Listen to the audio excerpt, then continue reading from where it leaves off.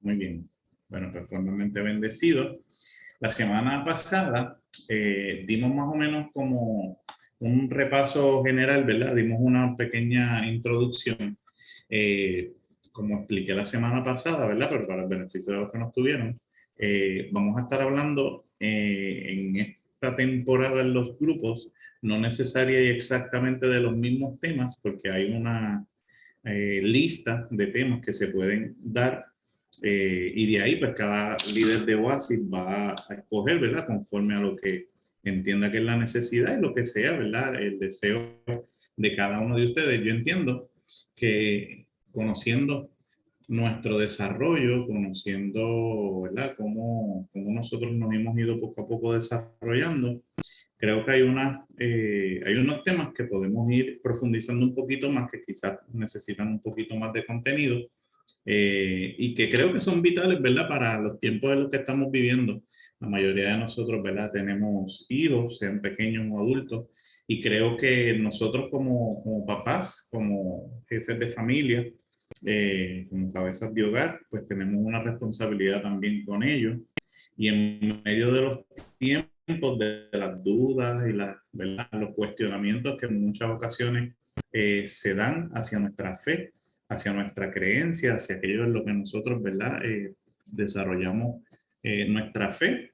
Creo que es responsabilidad de nosotros el educarnos y el desarrollar eh, contenido para que precisamente pues, nosotros tengamos la respuesta y que cuando nuestra fe o a nuestros hijos se ponga en duda su fe, pues nosotros podamos darle las herramientas y podamos nosotros mismos estar seguros y claros de en qué creemos, en qué no creemos y cuáles son nuestras doctrinas fundamentales, ¿verdad? Y ese es el tema principal de lo que vamos a estar hablando. Déjenme ver si puedo cambiar la palabra. Voy a ir suave, voy a ir despacio porque yo sé que son temas que son un poquito, ¿verdad? No son tan fluidos, pero me parece, no sé si a lo mejor ustedes discrepen de mí, pero me lo pueden decir en confianza, que son cosas que son necesarias. Las doctrinas o lo que son nuestros principios fundamentales de fe son el cimiento no solamente de nuestra fe, sino de aquellas cosas en las que nosotros creemos. Entonces, en la medida en que eso se vea afectado por la duda, o que quizás nosotros no tengamos una explicación bíblica, ¿verdad? Para aquello que estemos teniendo delante de nosotros, pues me parece que eso se puede prestar para que el enemigo pueda sembrar quizás un pensamiento incorrecto. Y me parece que aunque estamos en un tiempo donde hay mucha información, estamos expuestos a mucha información a través de las redes sociales y de todo lo que tenemos acceso a través del teléfono, computadora, no necesariamente toda la información que conseguimos es la correcta. Y me parece que tenemos delante de nosotros un buen tiempo para pues, desarrollar estos temas y que ustedes conozcan de nosotros mismos cuál es nuestra perspectiva, qué piensa nuestra iglesia, cuál es nuestra perspectiva con ciertos puntos denominacionales, ¿verdad? Que nos distinguen, que nos caracterizan. Y me parece que pues, son buenos temas porque así pues muchas veces vamos a poder aclarar dudas que hemos escuchado de afuera, cosas que han dicho, cosas que no son ciertas, por cosas que realmente para nosotros son importantes. Así que eso es parte de lo que vamos a estar desarrollando a través de estas próximas 5 siguientes semanas, como hoy serían 6. Y la primera pregunta que quisiera hacerles y que me gustaría que ustedes me pudieran ayudar a definir es qué es una doctrina, qué usted entiende por una doctrina, qué usted ha escuchado que es una doctrina, y de ahí partir para entonces explicar lo que va a ser el tema de esta semana. ¿Quién me dice por ahí qué es para usted una doctrina? A ver, mira, a ver. Cuando yo te digo doctrina, ¿qué piensas? Por ahí está Carmen que abre el micrófono. Cuéntame, Carmen. Ajá. Para mí son los principios básicos, ¿verdad? Que fundamentan lo que es, en nuestro caso, pues, podemos decir el cristianismo, pero me gusta más hablar del evangelio, porque, ¿verdad? En nuestro tiempo, pues, hay muchas personas que hablan del cristianismo. Yo soy cristiano, pero ciertamente dentro de su creencia, pues, por así decir, un ejemplo, creen en adorar imágenes, ¿verdad? Yo conozco gente que sí, o sea, tu fe es una fe como yo digo, inquebrantable, pero dentro de sus creencias hay ciertas cosas que pues bíblicamente no tienen a lo mejor un fundamento o van en contra de lo que la ley, pues, que es la palabra, dice. Para mí es como que ese punto de partida que siempre que vamos a una iglesia debemos tener en consideración, conocer cuáles son sus creencias, cuáles son sus fundamentos, para nosotros saber que estamos localizados, como quien dice, en una sana doctrina y que no hay algo que está escondido, ni que estamos a lo mejor dejándonos llevar a medias por algo que sí creemos en Jesús, pero a lo mejor hay otras cosas que están ocultas o que creen estas iglesias y que al fin y al cabo van a impactar lo que es nuestra relación con Dios. Exactamente, muy bien. Anabel, algo que quieras ayudar ahí a aportar. ¿No? También, pues sí, ciertamente, ¿verdad? Como compartió Carmen, la doctrina, ¿verdad? Según lo define la Real Academia Española, es el conjunto de ideas o opiniones religiosas, filosóficas, políticas, etcétera, que son sustentadas, ¿verdad? O que se sustentan en la opinión o el argumento de una persona o de un grupo. Básicamente, como nosotros lo vamos a ver, y es la manera en que nosotros lo vamos a querer desarrollar, es que son las creencias fundamentales de lo que es nuestra religión o de lo que son, ¿verdad?, nuestras creencias. Es el fundamento. Y esto es importante porque, como dijo Carmen, sobre esto es que se va a establecer nuestro crecimiento, nuestra fe, y en muchas ocasiones, y dejándome llevar, ¿verdad?, por la definición y por lo que nos compartió Carmen, no todo aquel que dice, ¿verdad?, que es cristiano o que es creyente o que cree en Jesús, tiene todo el resto de los elementos en pensamiento igual que nosotros. Y eso es importante que lo entendamos porque de ahí salen las diferentes denominaciones, de quizás la explicación o la aplicación de algunas doctrinas que nosotros podemos tener en común, pero se aplican de forma diferente.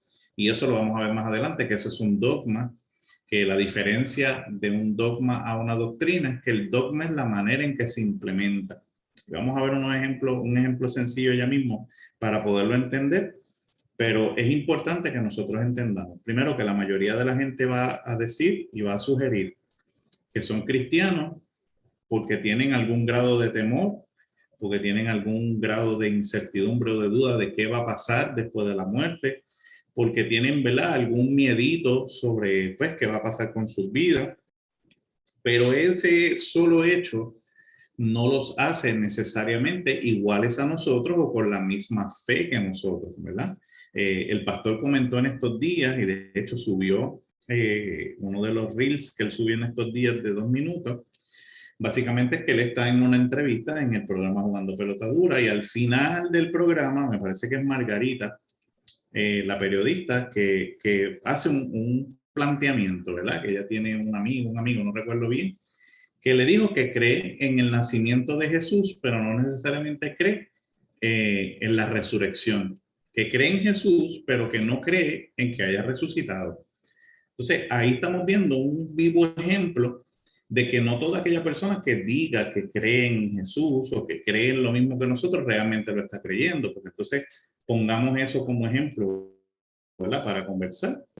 ¿Qué real pudiera tener entonces creer en un Jesús que el propósito por el cual vino no solamente fue vivir, nacer, ¿verdad?, de forma milagrosa, ¿verdad?, a través de María, a través de la concepción del Espíritu Santo, y que ese proceso se diera en el que él naciera de esa forma, ¿verdad?, milagrosa, pero entonces, ¿qué sentido haría el que la otra parte, que es el resucitar, no se diera? O si solamente creen en Jesús como un nacido igual que usted y que yo, pero entonces eso no haría ningún sentido con respecto a que es el Hijo de Dios y que es nuestro Salvador. Así que creer solo en Jesús, si no se cree en que es el Hijo de Dios, en que fue concebido por el Espíritu Santo, en que murió por nosotros y que ese proceso de resurrección es lo que lo hace especial y distintivo porque vence la muerte y vence el poder del pecado sobre nosotros, ¿verdad? Pues la Biblia dice que la paga del pecado es muerte y Cristo tomó nuestros pecados y venció el proceso de la muerte. Así que eso es lo que lo hace distinto. Y eso es un ejemplo precisamente de que no todo aquel que dice que es creyente necesariamente lo cree de la misma forma o tiene nuestros mismos ideales, y no se trata de que dejemos de hablarle, sino de nosotros estar claros de en dónde está fundamentada y cimentada nuestra fe para saber cuáles son nuestros límites. No vamos a debatir, no vamos a discutir. De hecho, con una persona que tiene un planteamiento, un pensamiento diferente a nosotros, si no tiene la intención de aprender o de escucharnos, no vale la pena inclusive compartirles nuestro planteamiento, porque lo que va a haber es, ¿verdad?, discordia, porque hay una diferencia de criterio. Así que básicamente lo importante de esto es nosotros saber en qué sí nosotros creemos, en qué no creemos, y sobre todas las cosas, qué de la palabra sustenta lo que nosotros estamos creyendo, porque al final del día no se trata solo de una creencia, sino de lo que dice la palabra sobre eso. Y ahorita les mencioné el término dogma. El dogma básicamente se define como la aplicación, o sea, cómo se aplica esa doctrina bíblica según esa organización religiosa lo plantea. Entonces, un ejemplo de esto puede ser el bautismo. El bautismo para la gran mayoría de las iglesias cristianas es una doctrina. El bautismo para la mayoría de las iglesias es una doctrina. ¿Qué diferencia el dogma? Bueno, el dogma va a diferenciar cómo o cuándo debemos ser bautizados. Cómo o cuándo es que debemos bautizarnos. Por ejemplo, la Iglesia Católica cree en que debemos bautizar a los niños. Nosotros en nuestro carácter como iglesia creemos que se bautizan a los adultos. Puede ser joven, pero tiene que tener una conciencia madura, tiene que tener madurez mental para que entienda el proceso por el cual está pasando. Va a haber otras personas, por ejemplo, igual con el bautismo, que creen que debe ser sumergido en el agua. Y van a haber otras creencias, van a haber otras denominaciones que su dogma dice que puede ser con agua sobre la cabeza, como lo hace la Iglesia Católica cuando bautiza a los niños. Y ahí usted está viendo de una misma doctrina, que es un principio bíblico, como lo es el bautismo, que tiene varios dogmas según la denominación. Unos cuando niño, unos cuando adulto, uno sumergido, otro, eso se llama asperjado o rociado por agua. Y ahí usted está viendo la aplicación, el cómo se aplica esa doctrina, es lo que se le llama entonces dogma. ¿Se entendió? ¿Tiene alguna duda, alguna pregunta? ¿O quiere aportar algo? ¿Ah? ¿Están bien? Sí, te entendió. Súper. Mejor no puede estar explicado. Bien. Así que entonces, ¿por qué es importante que estudiemos estas doctrinas? ¿Por qué es importante? Mire, son el fundamento de nuestra fe. Así nosotros podemos entender la necesidad de redención por medio de Cristo. Si nosotros no estamos claros, otro ejemplo que podemos dar y que usualmente lo utilizo porque es de ahí de donde yo salí y es lo que, ¿verdad? Tuve como principio de salvación. Todos estamos llamados a hacer buenas obras. Y yo creo que eso debe estar claro, ¿verdad? Porque es parte del fruto del Espíritu Santo en nuestras vidas. Pero eso no implica que son nuestras obras las que nos hacen merecedores o ganadores del proceso de salvación. Y eso es una distinción clara entre lo que es la denominación evangélica de lo que es la denominación católica. La denominación católica cree en que usted necesita hacer buenas obras y que son sus obras las que lo hacen merecedor de ese proceso de salvación. De hecho, pero eso es algo mucho más profundo, está, no recuerdo el nombre ahora, que se recaudaban, bueno, no voy a entrar ahí para poderse explicar bien. Cuando me acuerde del término, se lo digo, pero se recaudaban monedas, las indulgencias. Las indulgencias es un proceso en el que se muestra que hay que pagar para que haya una acción en beneficio de su salvación. Así que el sacrificio de Cristo no es el punto central del ejercicio de la salvación y de la redención de nosotros como seres humanos.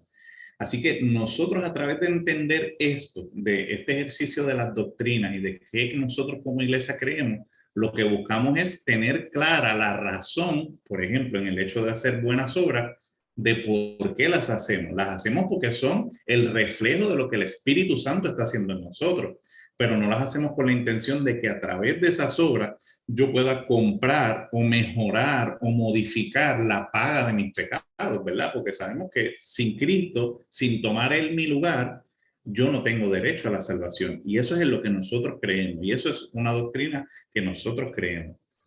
Me ayuda a definir mi fe, porque cuando yo estoy claro de cuál es mi simiente, cuando veamos toda esta información que se va a empezar y que hemos visto a través de las redes sociales, la gran cantidad de contenido, los movimientos pro aborto, LGBTQ y todo esto, que comienzan poco a poco a sembrar ideas o sembrar dudas, el yo conocer y dominar lo que son mis doctrinas como iglesia me va a ayudar a poder defender mi fe y estar claro.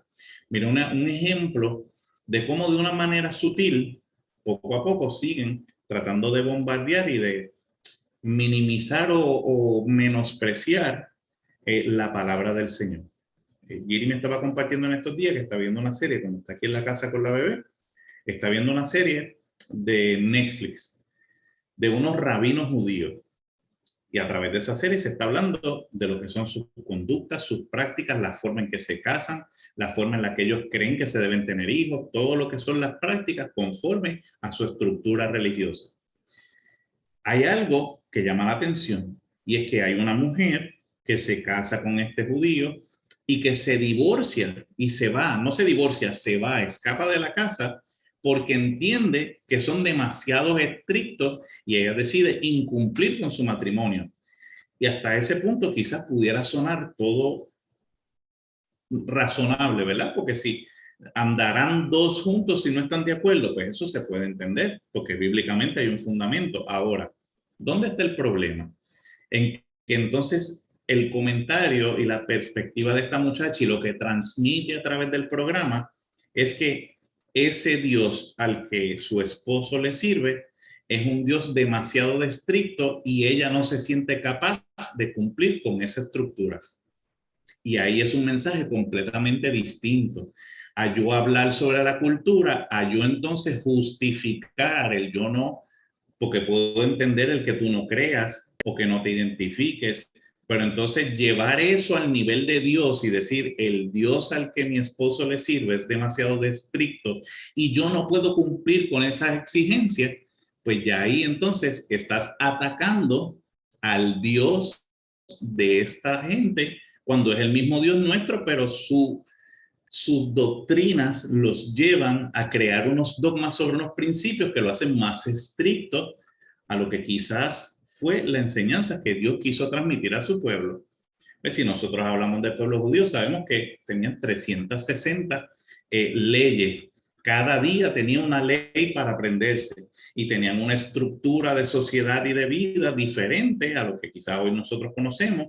Hay muchas de esas leyes que fueron dadas por Dios y que realmente tenían una razón de ser, como el no mezclarse con otras comunidades, porque bíblicamente vemos que cuando su pueblo, el pueblo de Israel, se juntó con otros pueblos, ciertamente venía maldición sobre su pueblo, eran conquistados, se pasaban un proceso de esclavitud, Dios dejaba de hablarles, recibían maldición a través de las consecuencias, terminaban convirtiéndose a los dioses de esos pueblos con los que se juntaban.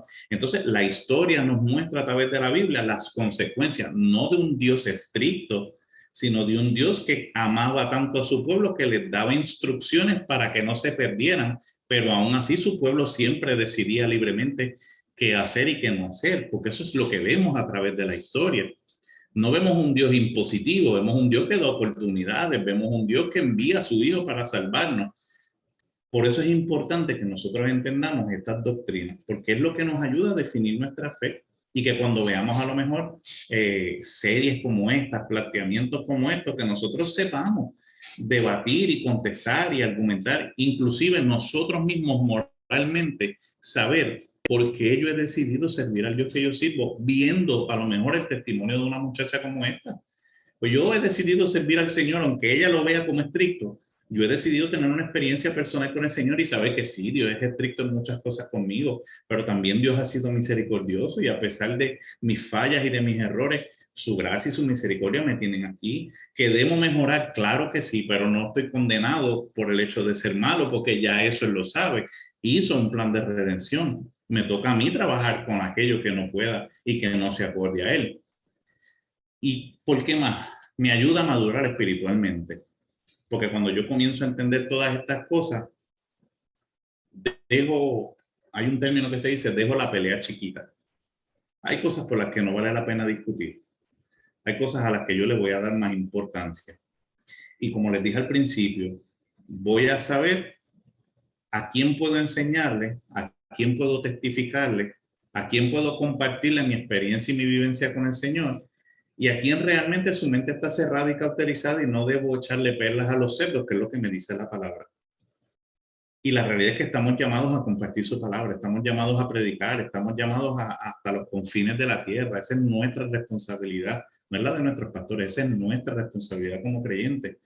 Pero tenemos que saber qué luchas escoger, qué guerras pelear, cuáles valen la pena y cuáles en realidad podemos hacer caso omiso y concentrarnos en aquella gente que realmente lo necesita, lo desea, lo anhela y está dispuesto a escuchar. Si usted ve que hay una persona dispuesta a escuchar, háblele. No espere que cambie, eso le toca al Señor. Si esa persona no está dispuesta a escuchar, no razona, pues mire, ámelo, ore por él, pídale al Espíritu Santo que lo libere de esa cautividad en su mente. Pero si no está dispuesta a escuchar, no hay nada más que el Espíritu Santo pueda hacer, no hay nada más que usted pueda hacer, sino hay algo que el Espíritu Santo es el que tiene que hacer. Y lo último, para amar y para glorificar a Dios.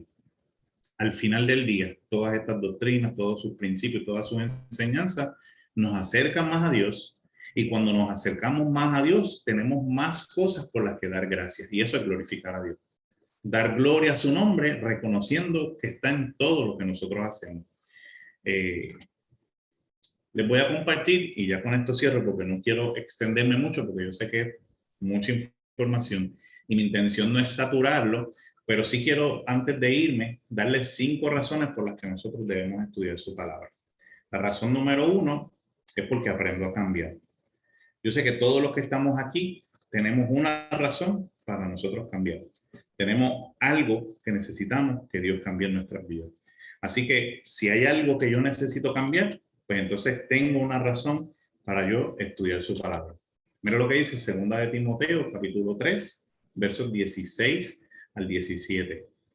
Toda la escritura es inspirada por Dios y útil, pero escuche bien, para enseñar, para reprender, para corregir, para instruir en la justicia, a fin de que el siervo de Dios esté enteramente capacitado para toda buena obra. Y usted y yo somos los siervos del Señor. Usted y yo somos los llamados, usted y yo somos escogidos, y usted y yo juntos, compartiendo esto que estamos aprendiendo, vamos a ser instrumentos para la salvación de otras personas. Pero antes de poder salvar a otras personas, antes de poder bendecir otras vidas, Dios también quiere cambiar cosas en nosotros. Y su palabra me promete a través de 2 de Timoteo capítulo 3, 16 al 17, que su palabra me va a enseñar, su palabra me va a corregir, me va a reprender y va a hacer que pueda vivir una vida de justicia. No porque yo en mi humanidad sea justo, sino porque Dios es justo. Y en la medida en que vivo una vida aplicada a Dios, la justicia de Dios se manifiesta a través de mí. Si yo puedo decirme justo en algún punto de mi vida, o puedo llegar al punto en como la Biblia habla de Job, que habla de que era un hombre justo, es porque la manifestación de un Dios justo se ve a través de su vida. Ninguno de nosotros, a través de nuestros defectos, podemos llegar a ser justos. Pero todos nosotros, aún con nuestros defectos, podemos, si nos acercamos a Dios, manifestar la justicia de Dios a través de nuestras vidas. Y es muy diferente yo pretender ser justo delante de los demás a que el Dios justo se manifieste delante de todos a través de mí. La segunda razón, porque aprendo a ser humilde. 2 de Timoteo, capítulo 2, 23 al 25 dice: no tengas nada que ver con discusiones necias. Y escucha, porque esto lo hablamos casi ahora. No tengas nada que ver con discusiones necias y sin sentido, pues ya sabes que terminarán en pleito. Y un siervo del Señor no debe andar peleando. Más bien, deben ser amables con todos. Deben ser capaces de enseñar y no propensos a irritarse. Así, humildemente, deben corregir a los adversarios con la esperanza de que Dios les concede el arrepentimiento para conocer la verdad. Y eso me enseña a ser humilde.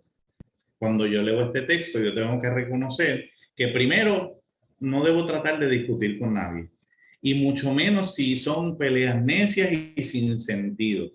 Al final del día, yo que me considero un siervo del Señor, mira, dice, debo aprender a andar sin estar peleando.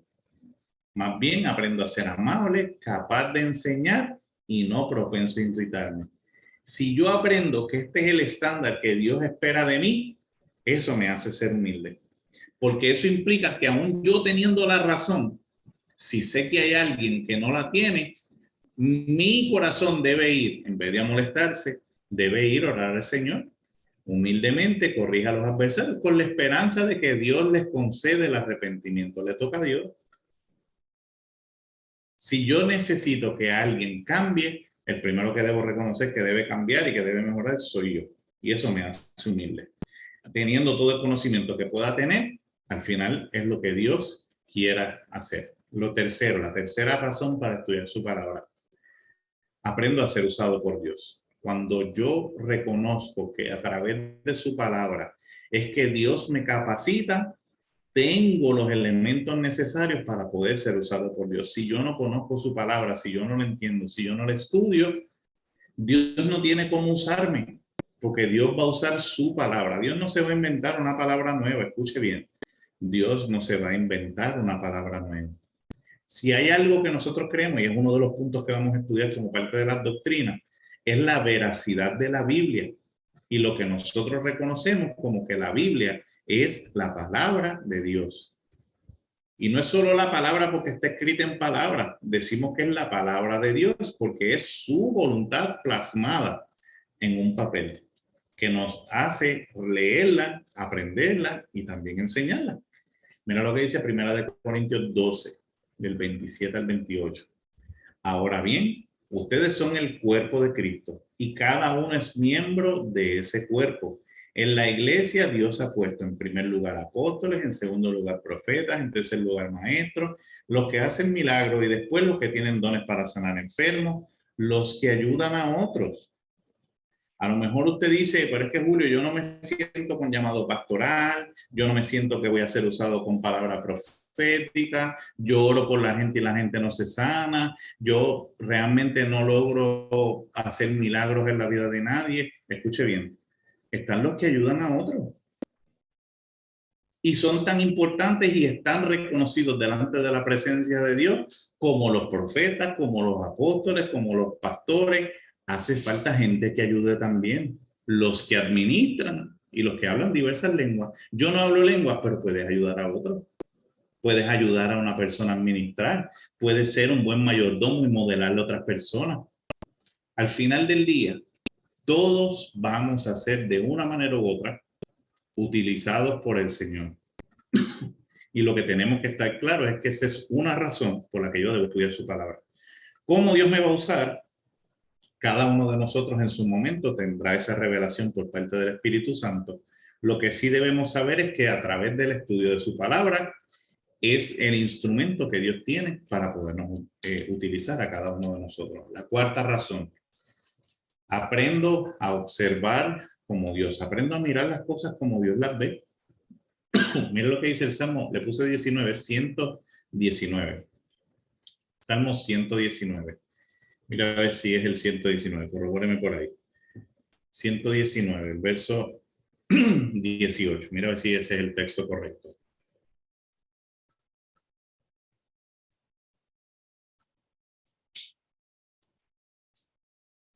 ¿Tiene por ahí?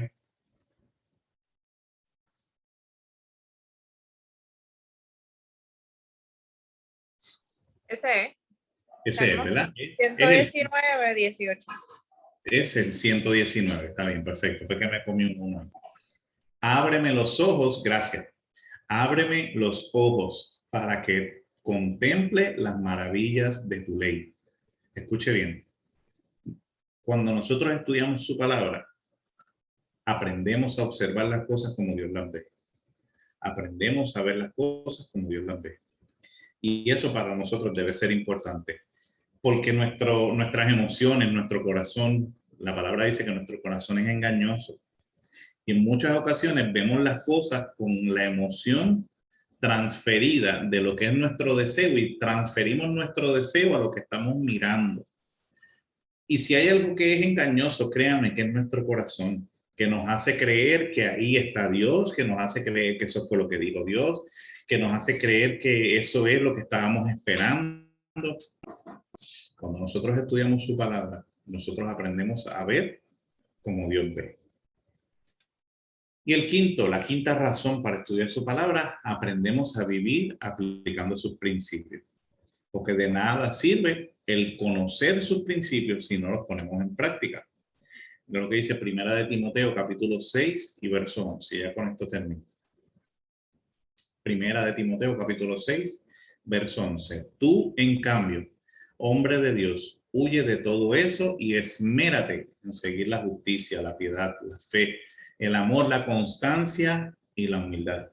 Pelea la buena batalla de la fe, haz tuya, escucha bien, haz tuya la vida eterna, a la que fuiste llamado y por la cual hiciste aquella admirable declaración de fe delante de muchos testigos. Si ustedes que están aquí recuerdan el momento en que ustedes reconocieron al Señor como su Salvador, esto es parte del compromiso que usted hizo.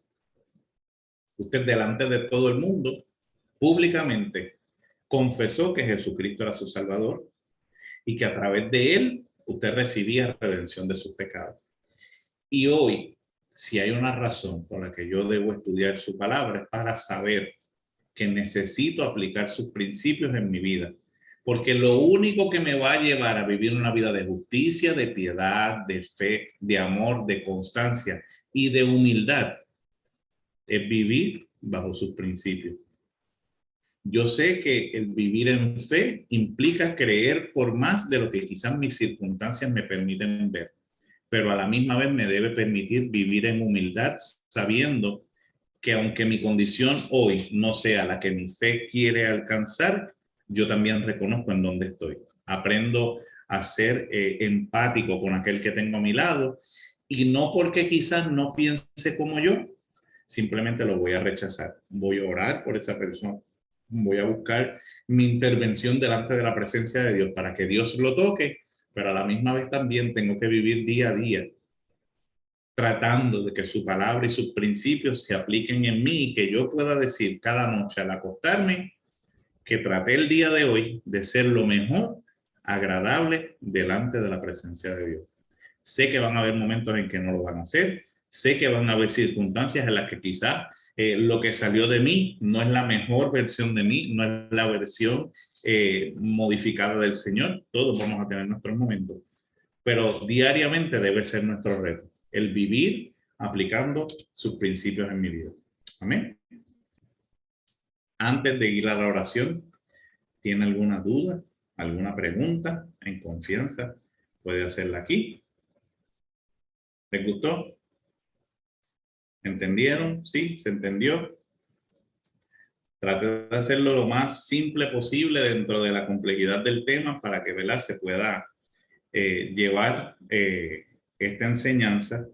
En la medida en que pasen las semanas vamos a ir un poquito más profundo, pero voy a tratar, en la medida en que me sea posible, de quizás concentrarme en algunos puntos en particulares, aunque se nos haga más extenso, no importa, pero tratar de que usted entienda y domine cada uno de los temas que vamos a trabajar, porque mi intención no es simplemente cumplir con el schedule del programa, sino de asegurarme de que lo que estemos hablando usted lo entienda y que se le haga posible también explicárselo a otras personas. Creo que tenemos 5 puntos aquí que son 5 días de la semana, ¿verdad? Que tenemos hábil la próxima semana, que podemos compartir con alguien, textearle a alguien. Yo le voy a enviar, como hice la semana pasada, el audio de aquí compártaselo a alguien. En la medida en que se nos sea posible, vamos a tratar de los jueves hacer algo ahí para poderles compartir y que así pueda usted utilizarlo de gancho el jueves para que viernes pueda traer a alguien. Vamos a trabajar con esas cositas para que así podamos también tener herramientas